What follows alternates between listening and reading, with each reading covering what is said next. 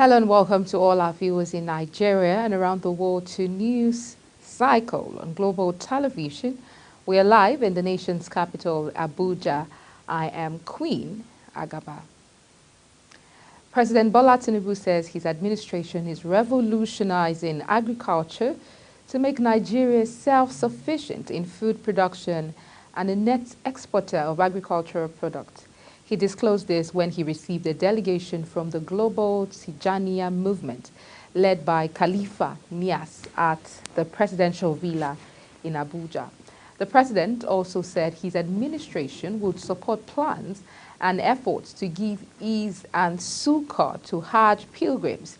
He emphasized the importance of spiritual endeavors in nation building, underscoring his administration's commitment to supporting religious activities, highlighting the need for collaboration between political and spiritual leaders to advance the nation's interests and promote unity among the people.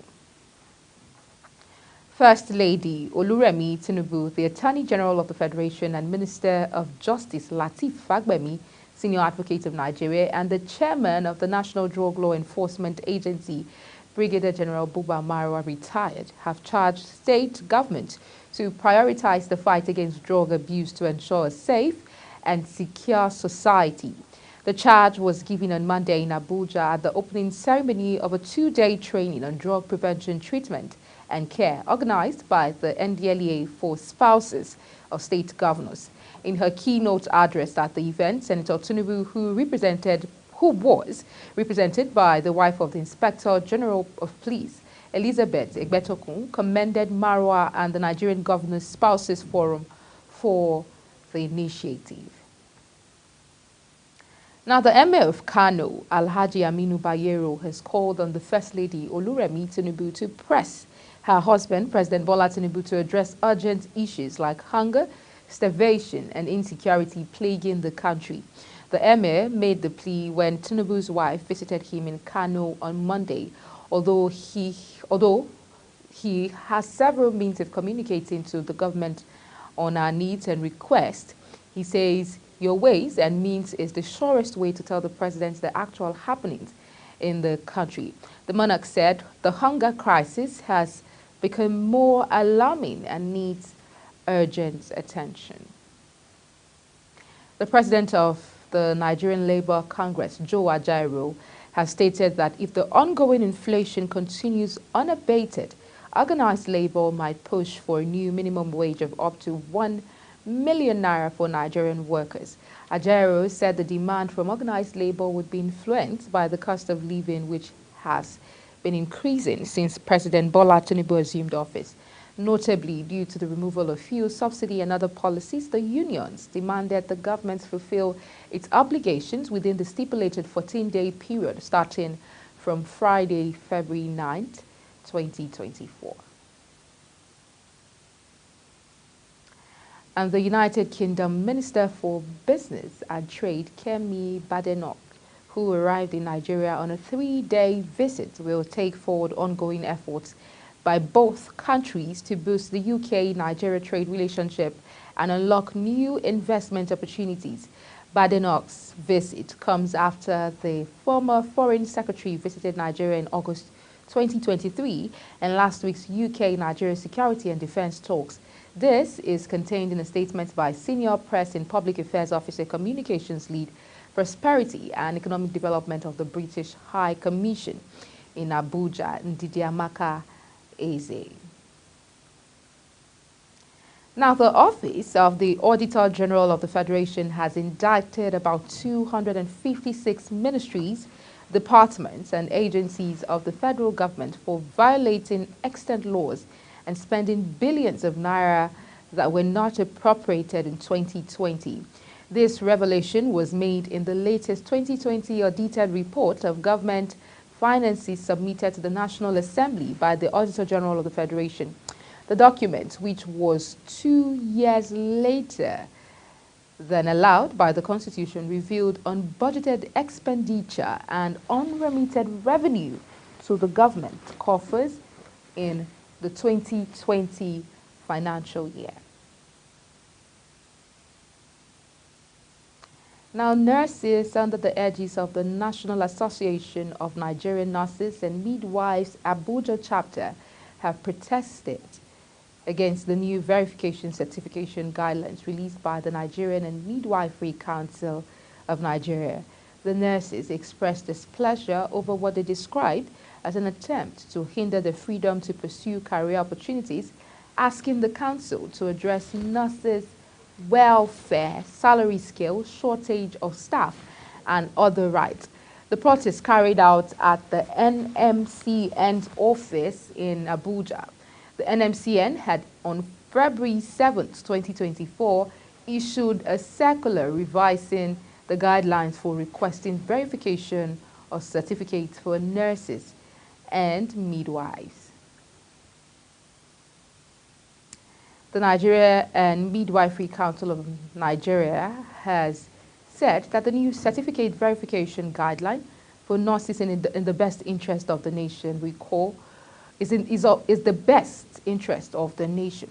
Recall that nurses under the aegis of the National Association of Nigerian Nurses and Midwives Abuja chapter on Monday protested against the new verification certification guidelines released by the Nigeria and Midwifery Council of Nigeria.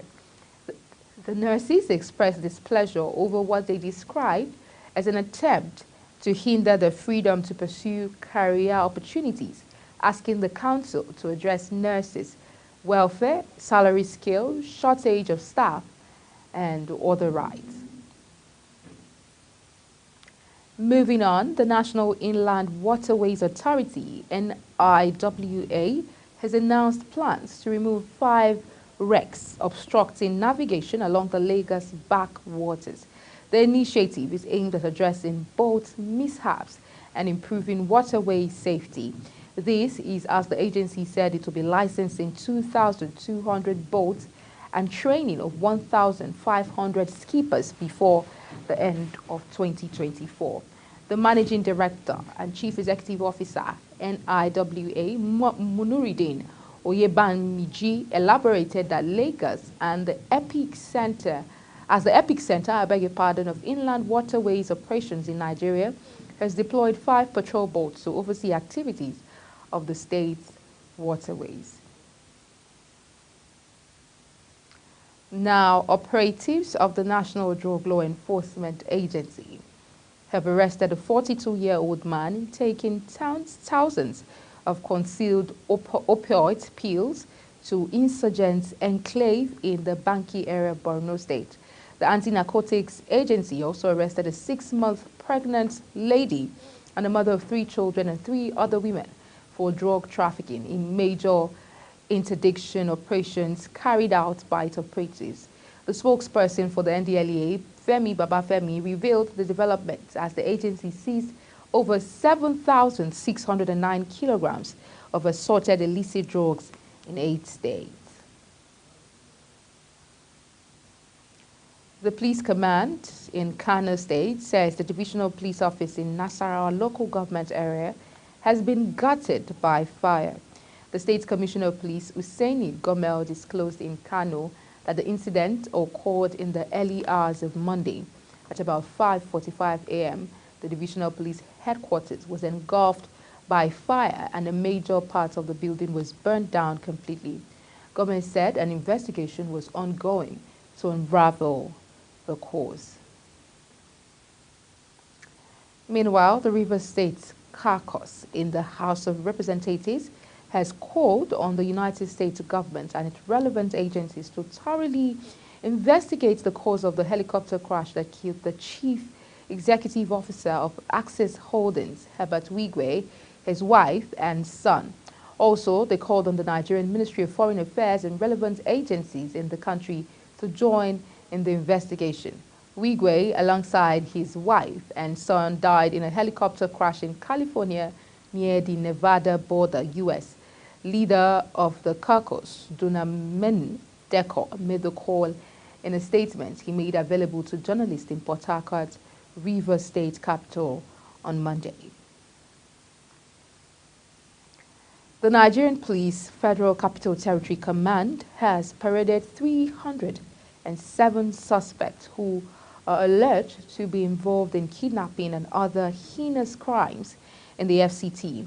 Kikelomo Okere reports that FCT Commissioner of Police CP Bennett Igwe led the tactical teams of the command in the newly launched Operation Velvet to raid a marked black spot, Gidandambe, in Dede Zuba Axis, which is a suburb in the Federal Capital Territory. During the search, one English pistol with 15 rounds of 9mm ammunition was recovered from one Ibrahim Tukur, who claimed to be DSS personnel. Other exhibits such as motorcycles, wraps of marijuana, illicit substance and valuables reasonably suspected to have been stolen from innocent residents were equally recovered. Cleansed and have a peaceful environment. Our int has taken us to an area in Zuba where the kidnappers used to come from their camp, both from Niger, Kaduna, they come from Tafa, from Garam Wuse, from Wuse itself, all in Niger, Kaduna. After kidnapping, they will come to Zuba to rest and enjoy. We went there for a raiding, and you will be surprised. We have raided all these people. There are 297 men and 14 women who are involved in these nefarious activities. While suspects are still undergoing screening, the Commissioner of Police, FCT, says Operation Velvet, which was introduced to compromise all the tactical teams of the command, is to curb all forms of vehicular criminalities and other crimes in the territory. The Commissioner of Police further cautioned officers against extortion of residents and to adopt professionalism in the discharge of their lawful duties, as security of the populace remains its first priority. I want to use this medium to warn those people that illegally, because no person can be any license, to operate, whether you call it Gidandambe or Gidandrama, you better start now, because you cannot remain in FCT. We are going to ensure we are cleansed from here. We are taking all of them to court so that they will face the law. We will operate the best practices, no matter how it is. He urges residents to report suspicious activities through the emergency phone lines. Kikelomo Okere, Global Television News. A deputy director in charge of branch operations in the Central Bank of Nigeria, Onyeka Ogbu, on Monday, told the Federal Capital Territory High Court sitting in Maitama that he was aware of a $6.2 million payment request for international election observers. The former governor of the bank, Godwin Emefiele, is standing trial on an amended 20 charges bordering on criminal conspiracy, conferring undue advantage and breach of trust, among others, preferred against him by the Economic and Financial Crimes Commission. He was accused of impersonating the secretary to the government of the Federation to illegally obtain a sum of $6.2 million at the resumed proceedings. Ogbu, who is the prosecution witness, said the request was made on January 8, 2023. You're watching News Cycle, coming to you live from Nigeria's capital, Abuja. We're on Star Times channel 276. Kindly follow us on all social media platforms using @Global TV NG and other handles now showing on your screen. When News Cycle returns, federal government says Discourse overbilled 7.1 million customers in 9 months. The news continues shortly with details of this and more stories right after this break. Please stay with us.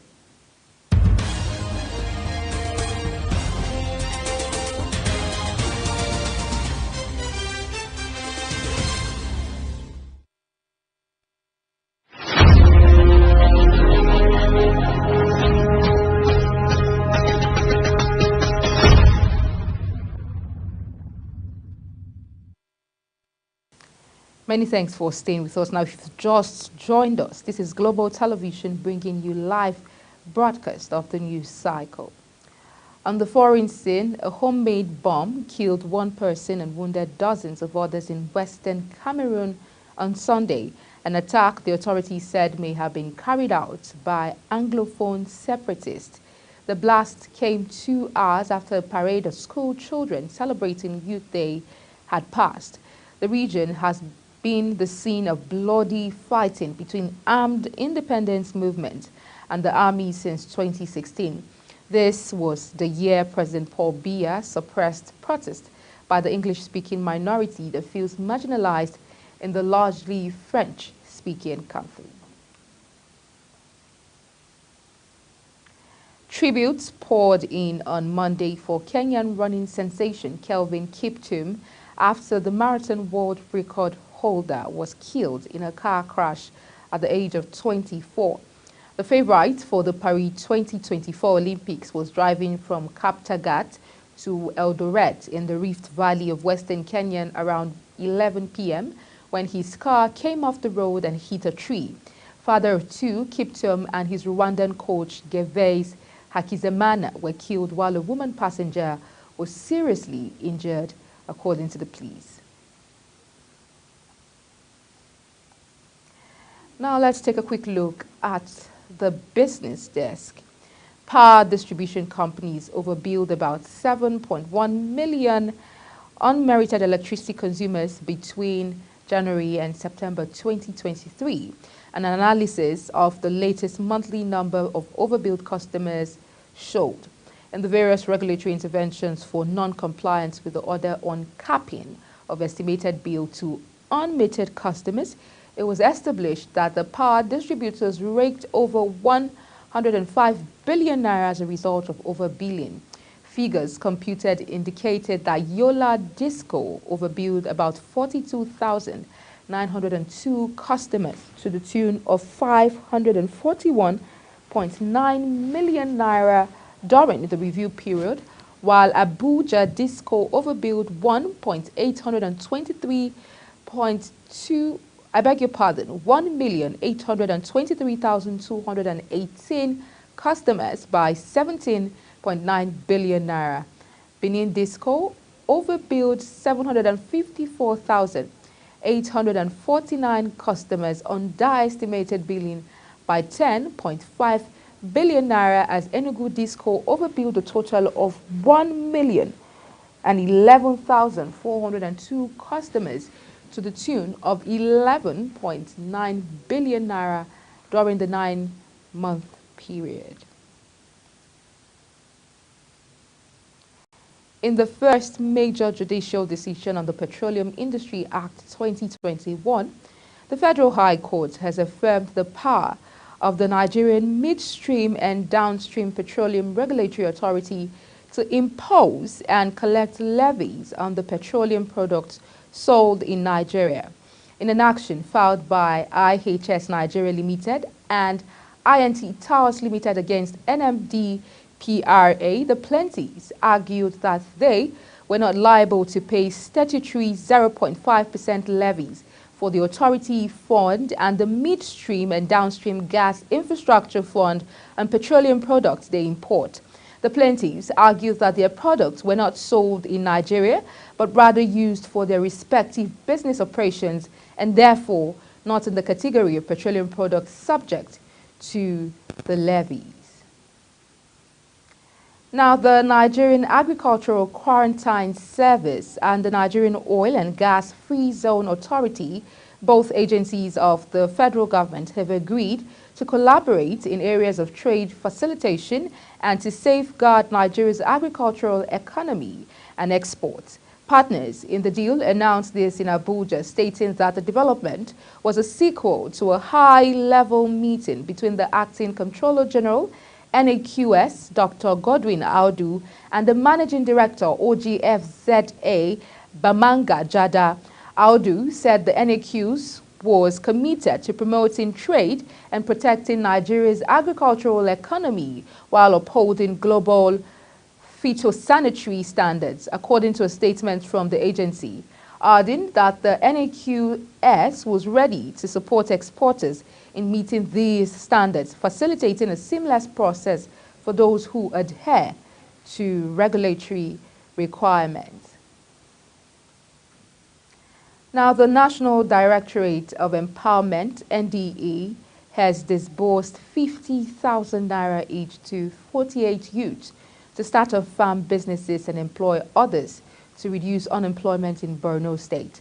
The Director General of the NDE, Abubakar Fikpo, disclosed this during the flag-off of the community-based agricultural empowerment scheme in Maiduguri, represented by the State Coordinator of the NDE, Mohammed Galadima. The DG said the beneficiaries drawn from the pool of rural employment promotion trained in the chosen area of interest. The DG also reaffirmed the NDE's commitment to continue to do its best in addressing the challenges of unemployment in the country. Equity market investors lost about 1.42 trillion naira in 1 week on the back of waning sentiment and sell-offs, particularly institutional investors. The special advisor to Kebbi State's Governor on Infrastructure, Abubakar Gari, has said the resumption of commercial flights to the state's capital would in no small measure improve economic activities of the people. The advisor stated this at Samedu Bello International Airport, Benin, Kebbi, shortly after the flight carrying 69 passengers touched down. The first after such activities were suspended several years ago. He said the resumption of the flight was also beneficial to the people of the state in terms of security and expenses, because passengers initially coming from Lagos and Abuja would have to land in Sokoto and then drive to Kebbi. As we turn to sports, the Nigerian Super Eagles have expressed disappointment over their defeat at the 2023 CAF African Cup of Nations final. The Elephants of Cote d'Ivoire on Sunday won the 2023 CAF African Cup of Nations final. The Ivorians saw off the Super Eagles of Nigeria in a tense 2-1 defeat. 2 strikes from Frank Hesse and Sebastian Haller were enough to cancel Troost Ekong's opener. Patrick Mahomes pulled off another Super Bowl comeback on Sunday as the Kansas City Chiefs snatched a thrilling 25-22 overtime victory over the San Francisco 49ers to win their 3rd NFL championship in 5 seasons. In a perfectly scripted finale before a celebrity-studded Las Vegas crowd, including pop icon Taylor Swift, Mahomes hit McCall Hardman in the end zone with just 3 seconds of overtime remaining to seal a dramatic win in what was the longest Super Bowl in history. The win makes Kansas City the first team to win back-to-back Lombardi trophies in 2 decades, cementing the franchise's right to be regarded as the NFL's latest dynasty. And that's it on News Cycle. And it came to you live from Nigeria's capital, Abuja. We're on Star Times, channel 276. Kindly follow us on all social media platforms using @GlobalTVNG and other handles now showing on your screen. I am Queen Agaba. Thank you for watching and see you again.